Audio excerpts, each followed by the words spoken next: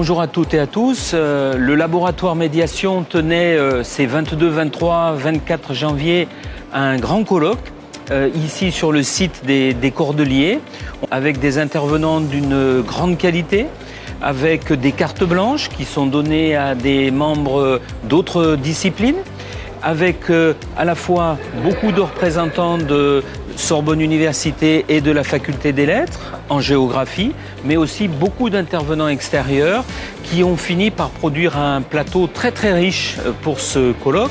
Le colloque d'aujourd'hui, qui permet de s'interroger sur les médiations, est un moyen de faire un pas de côté dans nos recherches, de faire un pas de côté et de réinterroger à la fois nos pratiques et les concepts que nous convoquons déjà.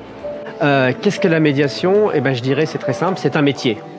C'est-à-dire que ce n'est pas justement la simple idée de mettre en présence des contraires ou des opposés ou des inégaux ou de se mettre en présence de plus grand que soi ou plus petit que soi. C'est le fait que cette mise en présence-là, elle suppose d'y travailler, des acteurs spécialisés, des gens dont c'est le métier et que ça ne se fait pas tout seul. Et c'est vrai qu'en médiation, quand on s'intéresse au territoire, je trouve qu'il y a la nécessité impérieuse de finalement repeupler nos mondes, redévoiler nos cartes. Parce que ce qui caractérise les mondes contemporains, c'est qu'on a du mal à connaître ce qui nous entoure. On vit en Auvergne sans connaître les volcans, on vit chez moi sur les terres de l'Ouest sans connaître le bocage, on vit au bord de la mer sans prendre la mer. Pourtant, on prend soin que de ce qu'on connaît et on connaît que ce qui nous a été préalablement enseigné. Voilà, à mon avis, le premier levier de la médiation autour des territoires. Puis ensuite, il y en a un second. C'est cette idée qui vient d'un géographe qui est inspirant pour moi et qui s'appelle Augustin Berck. Il a été cité pendant ce colloque d'ailleurs. Pour dire qu'en fait, en modifiant un territoire, on se modifie en retour. Il dit que l'aide se crée en créant son milieu. Et dès lors, la médiation devient aussi un outil prospectif de se dire comment on peut aménager le territoire demain pour changer le cœur de l'humain et vice-versa. C'est dans ces réciprocités qu'on trouvera les réponses aux enjeux contemporains avec toutes les parties prenantes dans les territoires. L'organisation d'un colloque, c'est toujours un temps très fort dans la vie d'un laboratoire de recherche, surtout une jeune équipe comme le laboratoire médiation.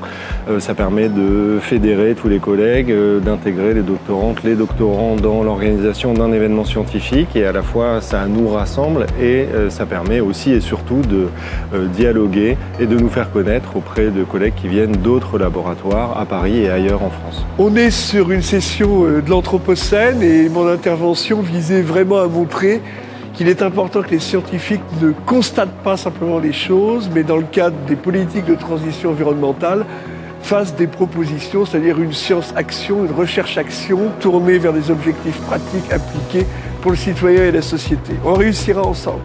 Mon approche est avant tout quantitative, orientée autour de l'IA, de l'imagerie satellite, de la 3D. Et c'est vrai que je ne suis pas forcément familier, à l'aise avec ce terme de médiation. Et grâce à ce colloque, on a la possibilité vraiment de pouvoir clarifier cette définition. Voilà, donc ça donne un certain nombre d'idées pour la recherche, comment allier cette notion de médiation avec le numérique, notamment en tout cas en ce qui concerne mon champ d'études. Ces événements sont extrêmement importants pour Sorbonne Université. Je dirais pour trois raisons principales. D'abord, comme tout colloque de recherche, ça permet d'échanger, de travailler, de présenter ses recherches. Ça permet de mettre ensemble des chercheurs, des enseignants-chercheurs, des étudiants ensemble à travailler, des étudiants, des enseignants-chercheurs qui viennent de différents pays, de différentes universités. Donc ça permet aussi pas seulement de réfléchir en interne, mais de réfléchir au-delà avec les autres universités. Et puis ça permet de rayonner sur ce sujet important qui est porté par le laboratoire, qui est la thématique de la médiation, qui a été extrêmement bien abordée ces 3 jours. Et je pense que ça permet aussi à l'université de se positionner sur cette thématique. C'est vraiment un événement qu'on attend. Un colloque, c'est une rencontre, c'est des discussions, c'est des doutes, c'est du partage, c'est de l'intelligence vécue ensemble. Donc c'est d'abord ça, en fait, un colloque, c'est rencontrer des collègues et réfléchir ensemble autour de cette notion.